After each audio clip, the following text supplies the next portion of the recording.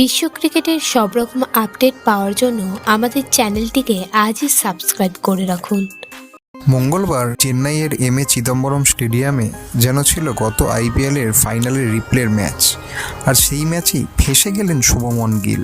দুই দলই গত আইপিএলের ফাইনালে খেলেছিল, তবে গতবারের ফাইনালের মতোই ফল হলো মঙ্গলবারের ম্যাচেও। 63 রানের বিশাল ব্যবধানে ম্যাচ জেতে সিএসকে। সেই ম্যাচে গুজরাট টাইটান্সের বিরুদ্ধে মন্থর বোলিংয়ের অভিযোগ উঠছে, তবে চলতি আইপিএলে এটা গুজরাট টাইটান্সের প্রথম মন্থর ওভার রেটের ঘটনা বলে গিলকে 12 লক্ষ টাকার বিশাল জরিমানা করা হয়েছে। 63 রানের বড় ব্যবধানে হারার পর শুভমন ম্যাচের শেষে বলেন, ওরা সব বিভাগেই আমাদের ছাপিয়ে গেছে, ওদের ব্যাটিং বোলিং পুরোপুরি পরিকল্পনা মাফিক হয়েছে। আমরা পাওয়ার প্লেটা কাজে লাগাতে পারিনি, যেটা একটা তফাৎ গড়ে দিয়েছিল।